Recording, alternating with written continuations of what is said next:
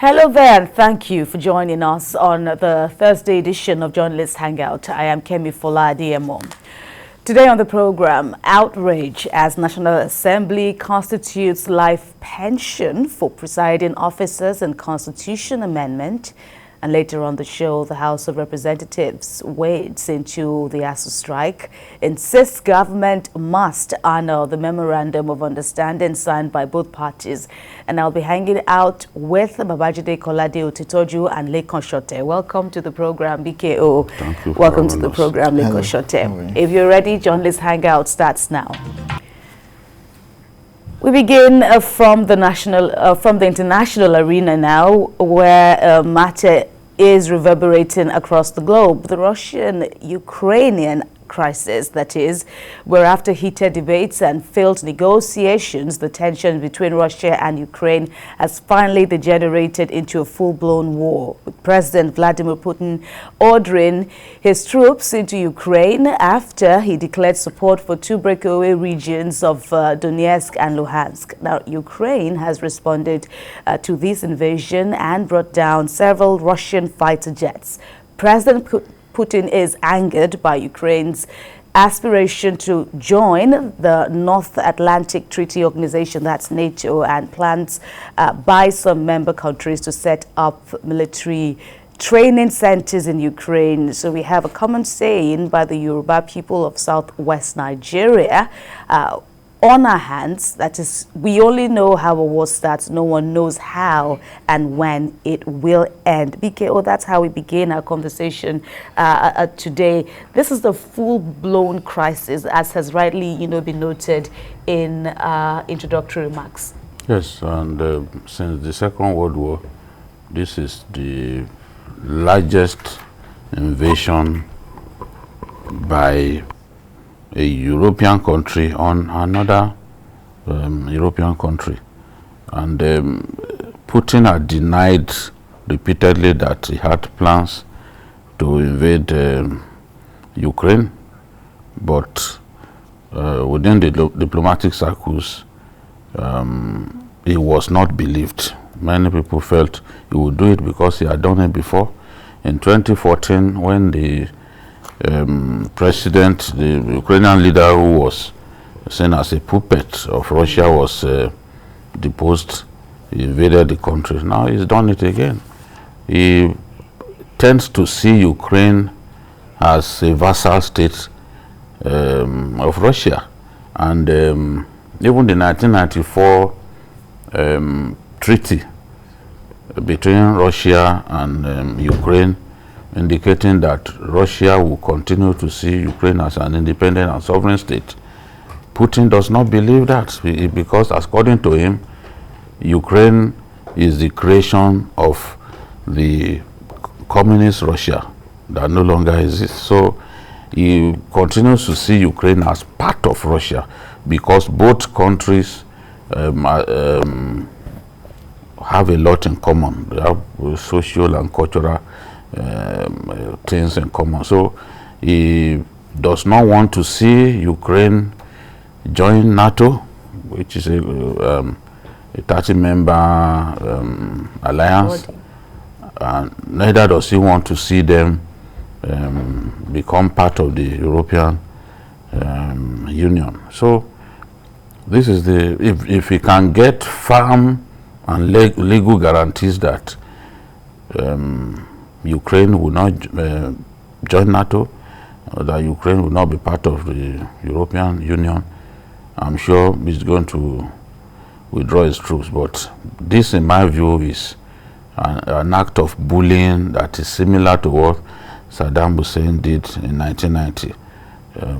Saddam continued to see Kuwait as part of the old Ottoman Empire, and to him it was like reuniting both countries when he annexed Kuwait at that time. It's the same way that Putin continues to see Ukraine, and there is the disproportionate in terms of military strength. This is not a contest between equals, so he can get away with this kind of aggression. Lekan, what do you make of BKO's last statement that Russia can, looking at its internationally acclaimed might, that Russia can get away with it? Even before this invasion, there had been threats of sanctions from the US, the UK, and other super bodies now, warning Russia against this. We even understand that in UK, the ambassador, Russian ambassador, was called and given a word or two, condemning the Russian action. But what can be done to stop this bullying? What can be done? If you see it as bullying, that is. To start with, you and I know that Russia has more armament than Ukraine. I mean, we don't need to debate that. As a matter of fact, next to America, Russia is the one that has the most military arsenal: aircraft, ship, bombers, everything. Nuclear. They even have more nuclear reactors in Russia than the USA. Now, let's look at history a little bit. It used to be North Atlantic Treaty Organization, which took care of North America and Western Europe. And then there was the Warsaw Pact, which is the communist countries led by Russia. As a matter of fact, Georgia was part of what was called USSR. Okay, so Georgia is a sphere of influence historically of Russia. That's one. Then two, there are Russians who are natives of Georgia. Okay, now see what happened. There's a lot of resources in Georgia. Now the Western countries are coming in. They want this country to be part of Eastern Europe, which means hopefully Georgia thinks that its economy will be much better. Now you could say, why not look up to Russia? I'm sure you have heard of the Nord Stream 2 pipeline. It could have passed through Georgia, and Georgia would have made about $12 billion every year from that right of way. You bypassed them, you went and sank the thing 1,270 kilometers under the sea to North Germany. That will provide about 38% of the gas needs of Germany. That's a whole load of money. If Russia had thought that, oh, you are part of the old Warsaw Pact nations, and you are still now a sphere of influence, let part of this pipeline pass through Georgia, and then you get some $12 billion. So this is what you think it's about? It's about survival. It's about... All right. Well, that said, that's not the main crux of our discussions today, but it's good that at least, we've had a say or two, however brief the time allotted to us for this discussion is.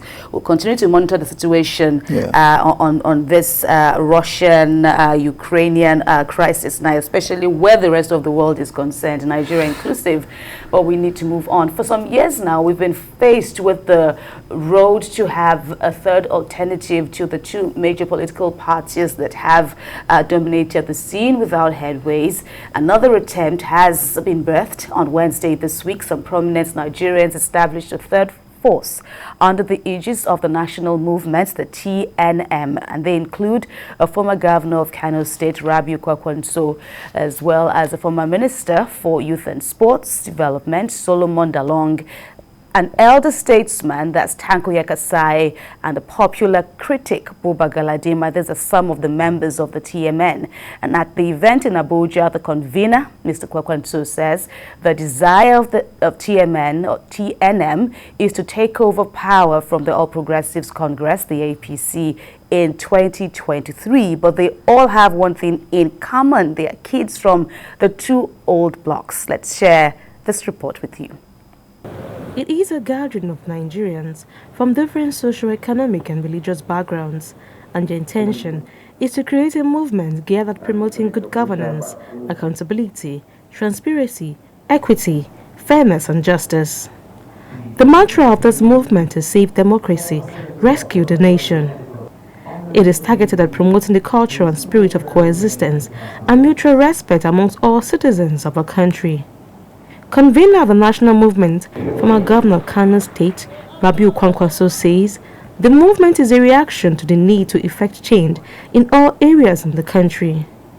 He highlights the need to equip and empower the military and all other security agencies to enable them tackle the issue of insurgency, kidnapping, and other violent crimes. As a former Minister of Defense, I believe in the capacity of our security forces to confront and solve the current insurgency bedeviling our country.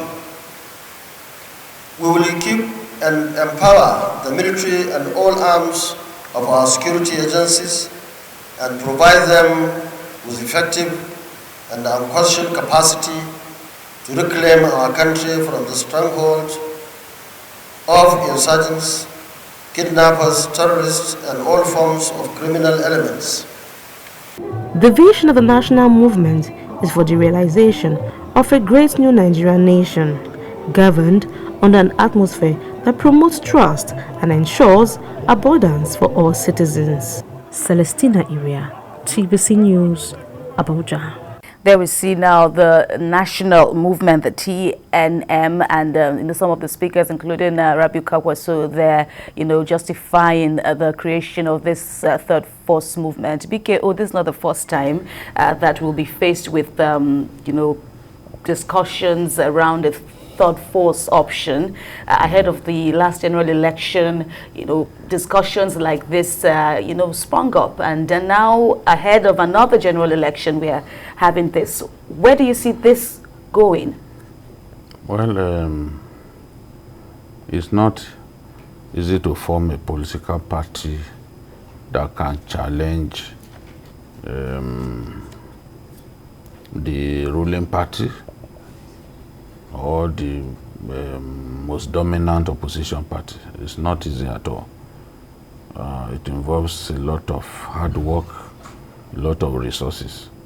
So if you are thinking of forming a third force with just a little over 400 days left for this government to leave office, and with just about 1 month or so before the presidential election, I think this is coming rather too late. If you observe, the APC began moves to form, the parties that came together to form the APC, ABGA, ANPP, ACN, CPC.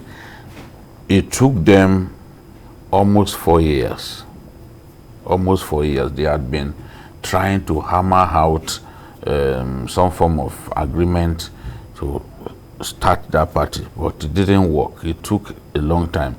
The efforts of people like ASUU, Tinubu, and by 2013, by early 2013, a party was already in place, because I remember attending the first consultative forum meeting of the APC at the Ladikwali Hall of Sheraton in Abuja.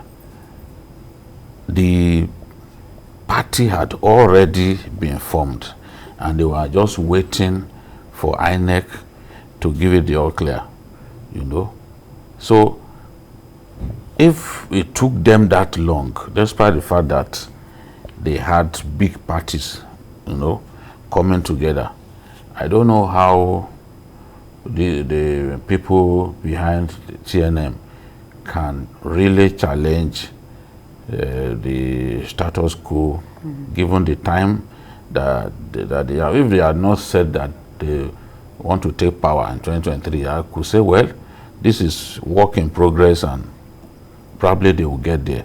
But every election year, we always have this kind of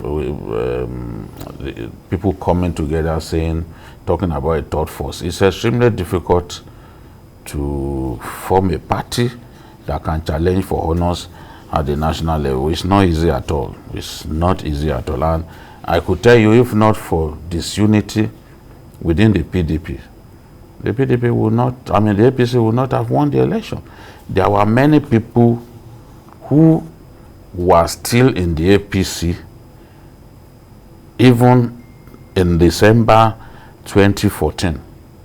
Today, some of the people you see in the National Assembly or some governors were actually people who lost the primaries of the PDP and then they switched to APC, and because of their popularity they were able to win for the new party. People like Samuel Otom, people like the governor of Kebbi State, they contested the governorship primaries of the APC, and the next day after they lost they switched to APC. So the disagreement within the PDP that caused people like Saraki, people like Amechi to walk out on the governor, on the president, and leave the party, people like Atiku, was what actually made the APC that strong to the point that they can now challenge a ruling party. It's not easy to dislodge a ruling party. Let me compare your notes with your assessment with Mr. Sote.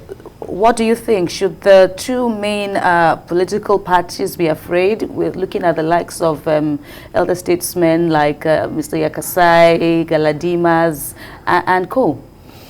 Well, first, I'm happy that the third force is not a military option.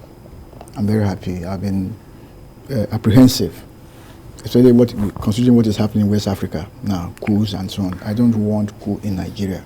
So I'm happy it's a civilian initiative.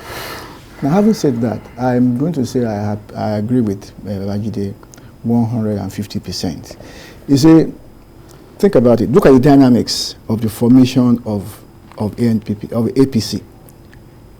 The people who will spend money, about 8 governors, left their parties and joined APC, or rather helped to form APC. Do you understand? People who are holding offices, who had finances, who had money, government money to spend in the formation of a political party and for the campaign of their presidential candidate. Those were the people who came out of their political parties to form APC. I don't see anybody like that here. The best I have is former governors, former ministers, and the rest of them. They are not people who are happening now. And if you doubt what I'm thinking, what I'm saying, just look at what happened in last week, the primaries of APC in Osun State. The sitting governor, it was no problem for him to win over the primaries. And then if you go back about a year or two ago, you go to Edo State, the sitting governor defeated the party chairman. You understand? So as far as I'm concerned, it's okay that they are, at least that's another alternative. Option. Yes, I like it, right. But I don't see them really making any cracks. All right, that said, we move on, gentlemen, where like the shining light in time of gloom, the governor of Borno State, Professor Babagana Zulum, continues to attract brightness to the war-ravaged state. On Wednesday, Governor Zulum backed the award for courageous and purposeful leadership in challenging times from the Church of Nigeria, the Anglican Communion in faraway Port Harcourt, Rivers State, the River State capital, where about 600 clergies, including 20 archbishops, 144 bishops, and hundreds of reverend fathers witnessed the event. The primate of the Anglican Church in Nigeria, Most Reverend Henry Undukuba, presented the award to the state head of service, Simon Malgui, who represented Governor Zulum, and TVC News' Jesse Chafida was there. Here's his report. St. Andrew's Anglican Church, Port Harcourt, is the venue of the auspicious event. 600 archbishops, bishops, other clergymen, as well as the governors of Rivers and Benue and other dignitaries are here to grace the occasion. It is the award for the most courageous leader in challenging times. The award is in recognition of Governor Zulum's outstanding role in nation building, excellent service delivery, and sustainable economic development. This cuts across denomination, it cuts across even religion. Professor Zulum is a Muslim, but we are honoring him because this man risked his life for the people of Borno at personal sacrifice. And that is what we demand in Nigeria today. The man of the moment, Governor Babagana Zulum, is represented by his head of service, Simon Malgui. He appreciates the Church of Nigeria Anglican Communion for the honor given to him. Coming from you as a church, to me, a non-Christian, speaks volumes of the objectivity and sincerity of purpose of this award. It is not in any way laced with any ulterior motive, either political, religious, or pecuniary. For this reason, I very much cherish and value this award. We pray that he will continue with this good gesture and let it serve to him also as an encouragement that what he is doing, people are seeing it positively, and he should carry on with what he is doing. The Anglican Communion urges political elites to shun politics of bitterness for the purpose of creating peace, unity, and progress of the nation. Governor Zulum's dogged leadership style that is bringing hope and stability to a state that has suffered 12 years insurgency stands him out among the award recipients. His admirers believe that this recognition by the Church of Nigeria Anglican Communion speak volumes about Professor Babagana Zulum's sterling performance. Jesse Tafida, TVC News, Port Harcourt. Right there, kudos to the Borno State government, Governor Zulum. BK1, for the Anglican Church of Nigeria, this award of exemplary leadership, goes beyond religious affiliations. It's all about, the personal sacrifices that the professor has, made in restoring Borno State after, the ordeals and, of course, even the present ordeals it is facing with security-wise. Yes, and I took special note of what the head of the Anglican Church in Nigeria said. He said, "This award supersedes religion. We are tired of leaders that are not responsible. And that's why we, the Anglican Church of Nigeria, deemed it fit to honor those who have excellently proven themselves worthy to serve the people. Governor Zulum stands out for selfless service in these trying times."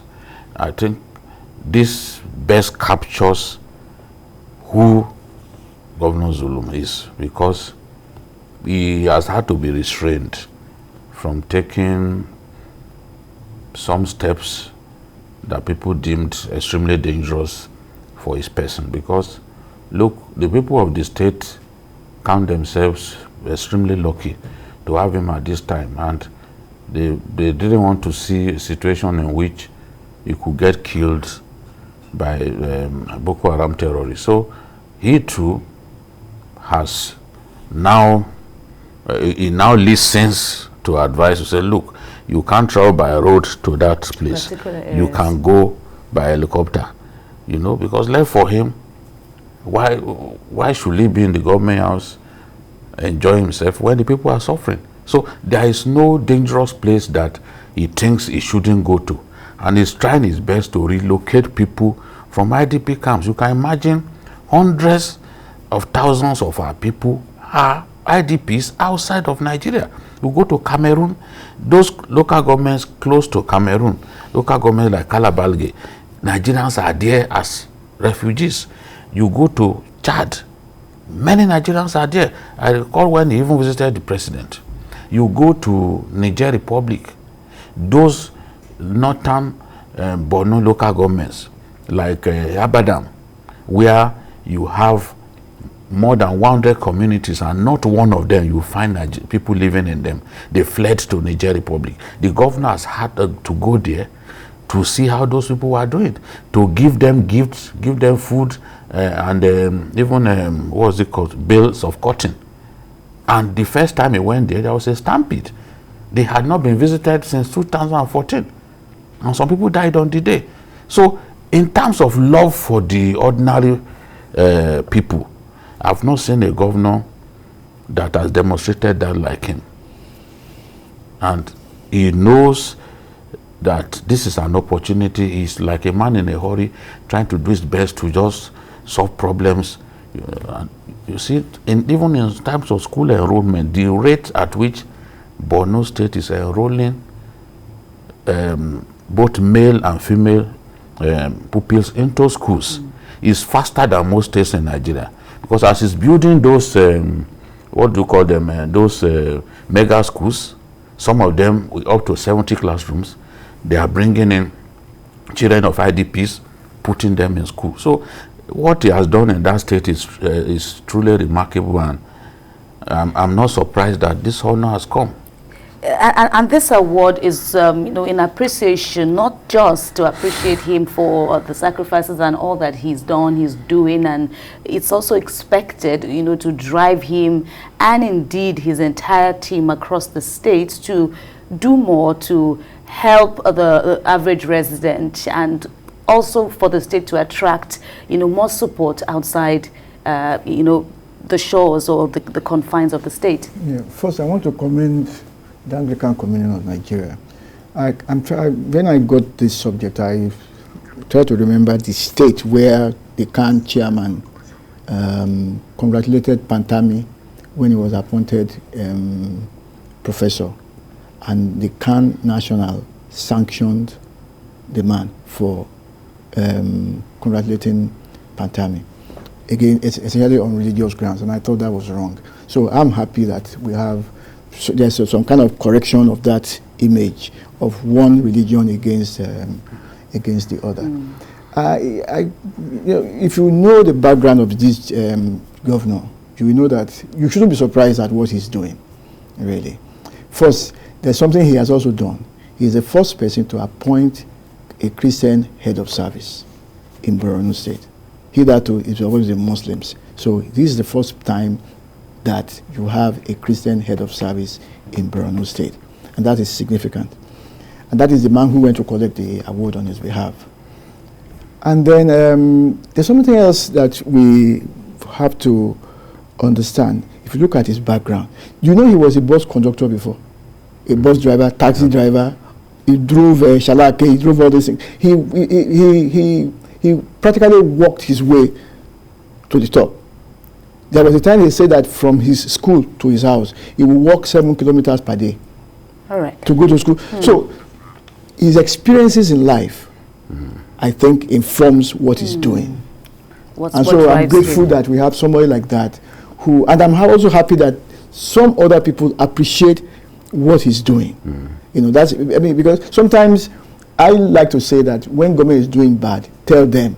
And then when they're also doing well, please let them know that you are doing the right thing.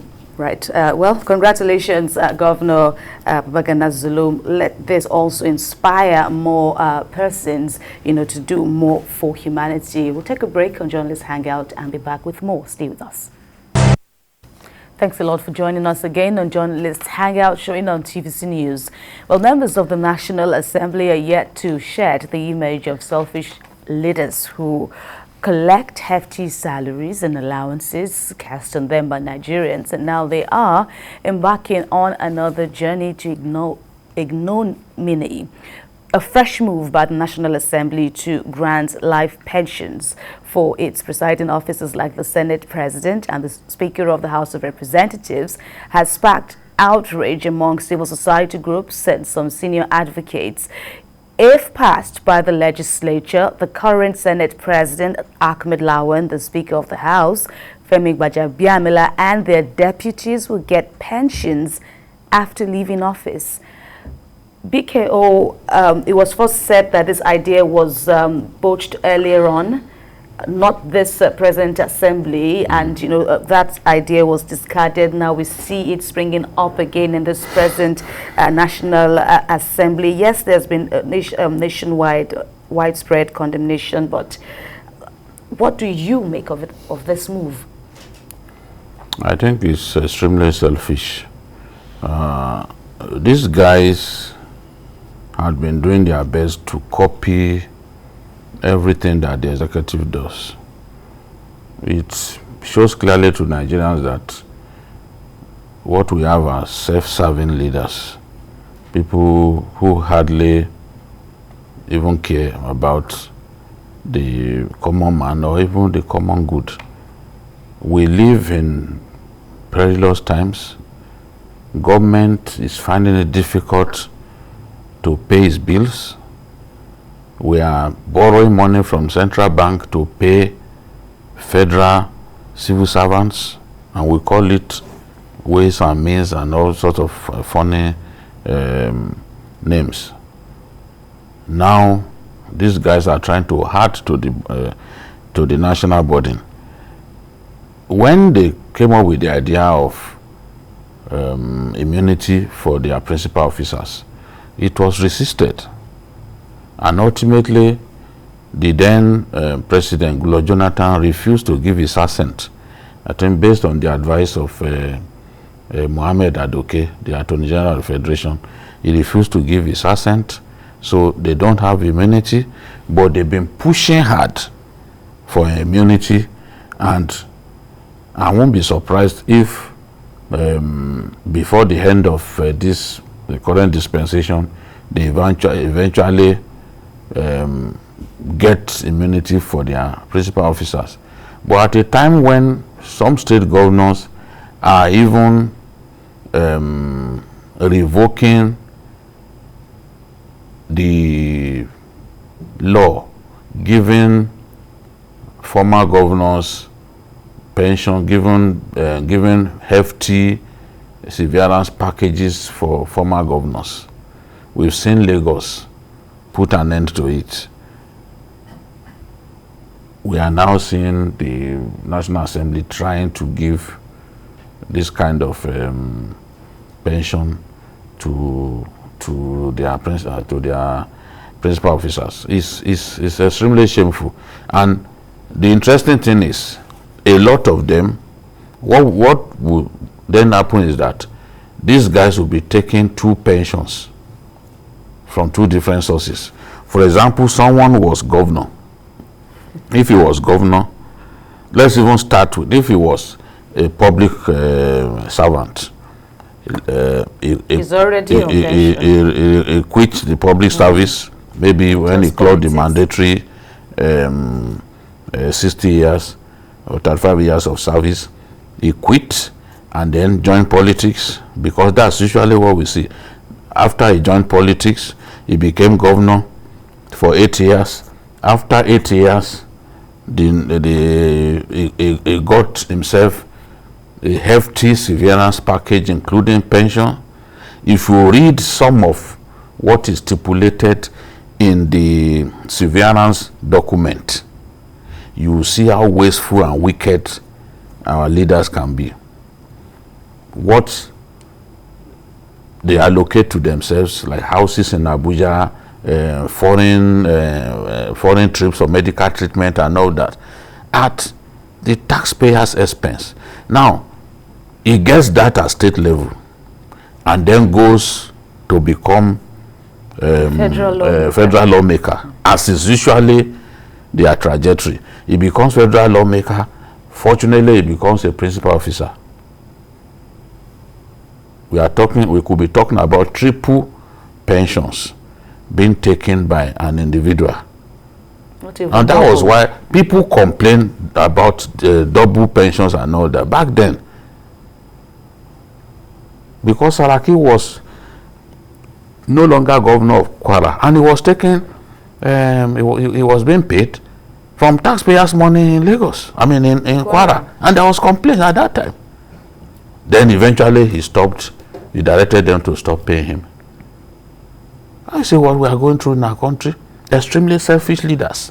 So this one now, I'm surprised, because I thought this time around they will not even think about it because of what we are going through. We can't pay our bills. We are taking loans all over the place.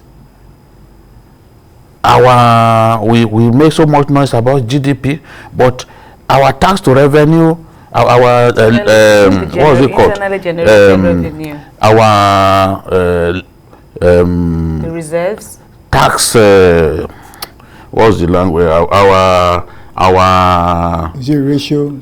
Our debt ratio, debt to revenue ratio, is terrible. Absolutely. You have to. We shouldn't be talking about GDP to to debt ratio. It should be the income that is coming in, revenue to debt ratio. But the reverse is the case. Yes, because is that one that will show to you whether you are capable of repaying. How strong. Because you will get to a point when you will even now be taking loans to pay your debt. So it should be debt to revenue ratio, not debt to GDP ratio. Because if you do that, you are deceiving yourself. So if in these lean times, I don't expect people truly love their country to be trying to add all kinds of burdens. All right. Biko, let me put you on hold. Mr. Sote, so it's been said, Serap and many activists have called on the people to speak to their lawmakers, to speak out against this move, taking it home, and bringing it home, and calling on them to reverse this move. How far do you think this will go? It's a good question. I'm afraid we may not. Well, it depends on those individuals in the National Assembly. It's not going to be because we stared them down.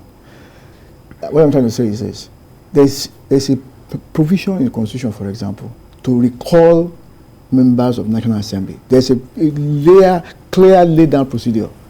When the people that you have elected into the National Assembly are not doing what you want, you get a certain number of signatories of the constituents in that constituency, and then you make a recall. You bring them back out of the house, but because I'm not even sure a lot of us even know about these kind of things, so they just get away with practically any. If it is true that a senator in Nigeria is going home with 353 million naira per annum, if that is true, isn't that enough for you to just by the time your time is over, you just go away?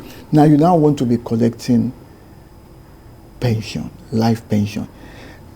BK who doesn't know, there's somebody who was a retired military officer, who was a minister of communication, who was two-time governor, who was Senate president.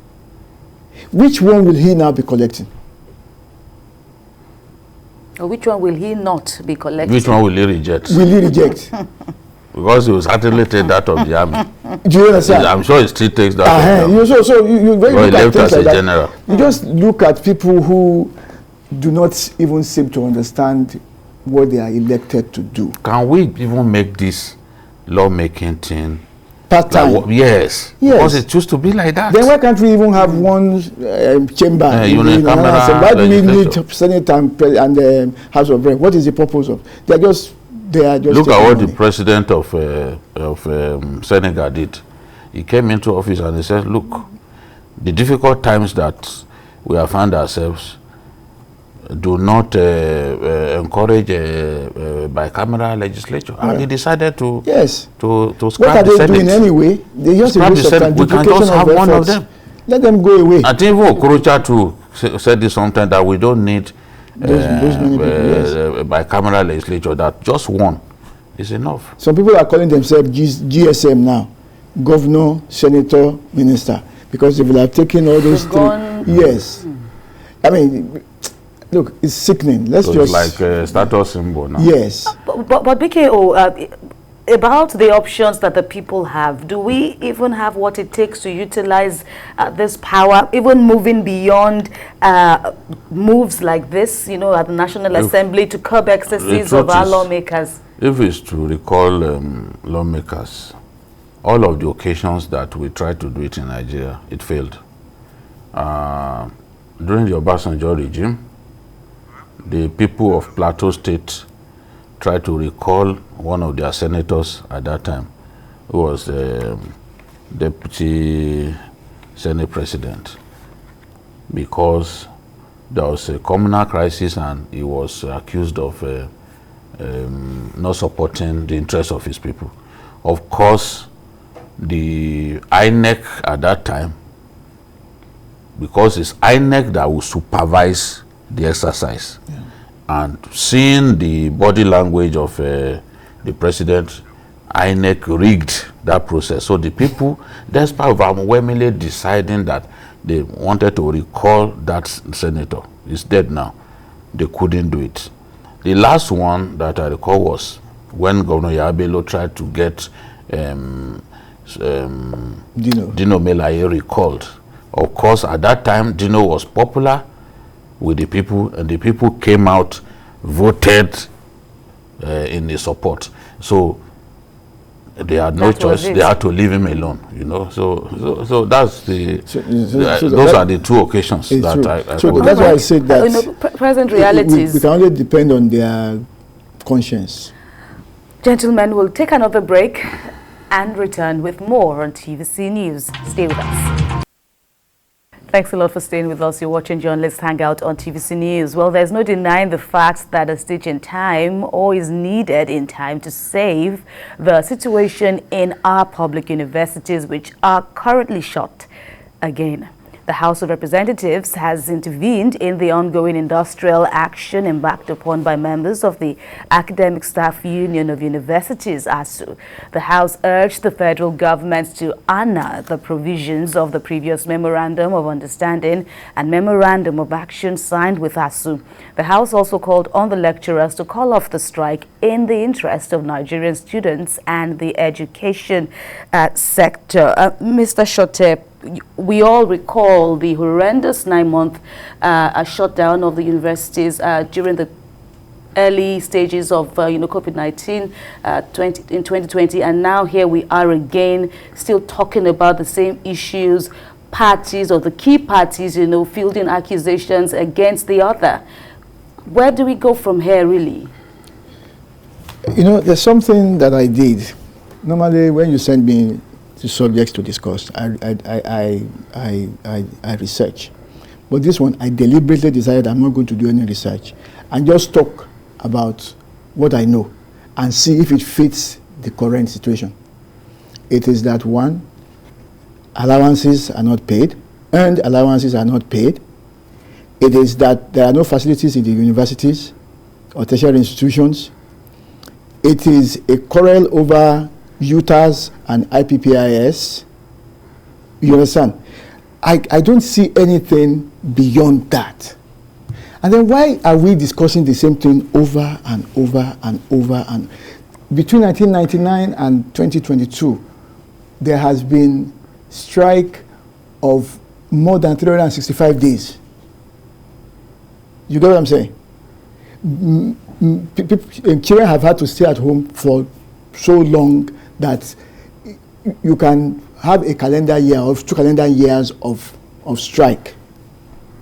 So who is responsible for this? And the federal government still keeps approving universities, where you know that you cannot maintain the ones that you have. You keep approving universities, government universities, both state and federal universities, just because of federal character. And then the lecturers or the professors themselves, I must say I'm biased towards them. I'm interested. I think they are underpaid. They are overworked. When I was in University of Lagos as an undergrad, the maximum number we had in my class was 42. And we were supposed to be that too many. Now I've seen a lecturer with over 600 children inside the classroom. Look, how does he even grade them when he gives exam? How does he mark 600 scripts or 1,000 scripts? I was talking to somebody and he says a professor does not even, yesterday, he said a professor does not even earn 1 million naira. No, wow. Do you get in a month? So, which means that a lecturer is probably earning less than $2,000 in a month. Meanwhile, minimum pay in some countries, $7.50 per hour. You know how much that becomes in a month? Let's even say 7 times 40. That's 280. Times 4. That's over 1,000. For the minimum, the lowest paid worker in America is earning something higher than a professor in Nigeria. Yes. So you have to pardon me, I'm biased towards lecturers. All right. No, it's even, the House of Reps has called it a national embarrassment. You know. It is. You see, we don't need to overflog this issue. I support the House of Reps in demanding that the agreement should be honored. You didn't get into this agreement blindfolded. Dr. Ngige is saying you didn't it's get into this agreement with a gun to your neck. So, people of honor their word. This is the way I see this thing. Have you heard what Dr. Ngige is saying? Is emanating from the ministry, saying that these agreements are honoring them are a work in progress. Even that he's been. What is the meaning of that? Even that has also, generated more outrage from within. We can't simply be listening to what these leaders are saying. They have no excuse for what's going on. They suspended the strike in December 2020. And all of the issues that they asked for at that time, you've only addressed two.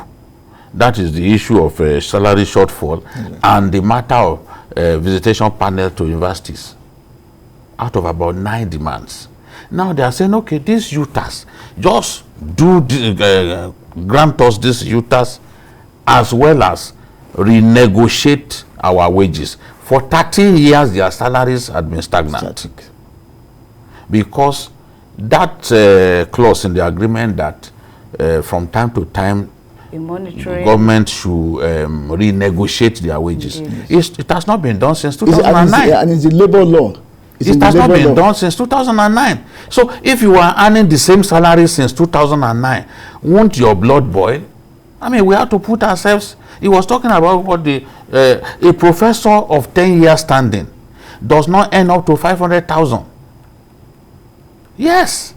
The other day, my former colleague, who is now a lecturer, came here and he was telling me what the different categories of academics earn. And I'm like, what's going on? So they need to honor their word.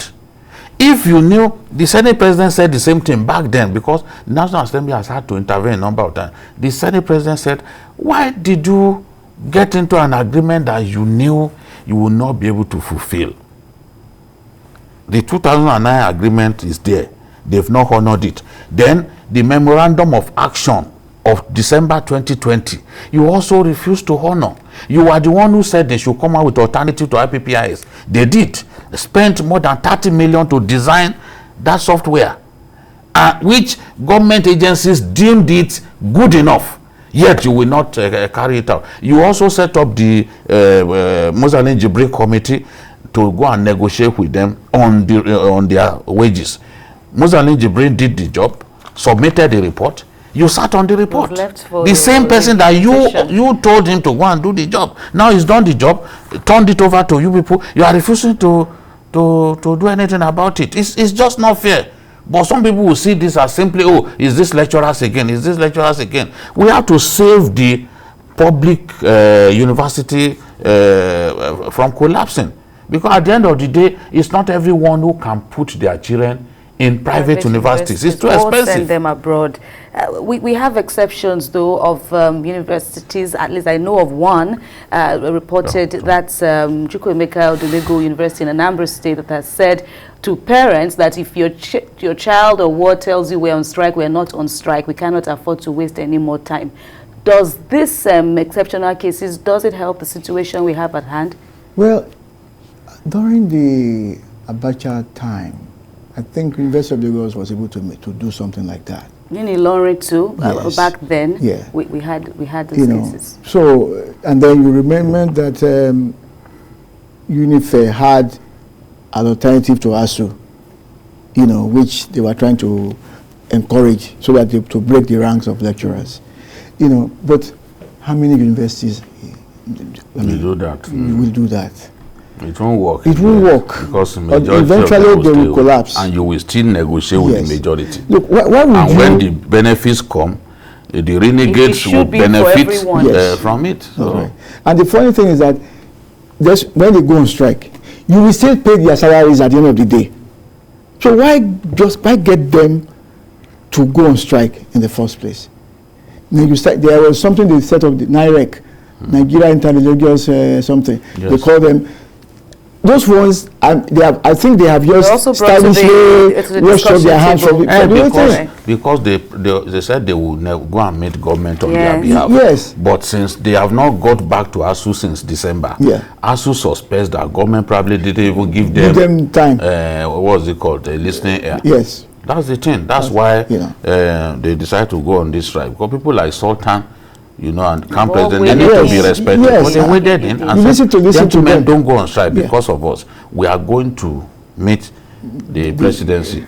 All right. Well, Dr. Ngige is optimistic about a meeting built for Monday next week, and he's assuring that they can do all these issues will be resolved. Gentlemen, before we go on Journalists Hangout this Thursday edition, let's have or send shout-outs to a quintessential journalist, former spokesperson of the Nigerian National Petroleum Corporation, the NNPC, Ohi Alegbe, who clocked 64 today. Happy birthday. We join your numerous admirers to wish you a very wonderful new year indeed. Happy birthday, our mentor, Ohi Alegbe. May God bless you with many more years in good health. Awesome. Happy birthday. Happy birthday, indeed. And I think I'm looking forward to one of these. Is this your program you used to do on NTA to one-on-one? Yes. Maybe you resuscitate it. It was something I always wanted to watch. It's a repository of knowledge. Right. And a gentleman. Right. Indeed, that will be something to watch out for. All right. Thank you so much from all of us here to you all out there who kept us company on this edition of Journalists Hangout today. Remember, you can watch a repeat broadcast of this episode tonight at 11. You can also join us on Sunday from 1:30 to 3:30 p.m. for Journalists Hangout on Sunday. And we're on YouTube at youtube.com/TVC News Nigeria. Thanks again for watching. I'm Kemi Kolade-Otitoju. Bye for now, and God bless Nigeria.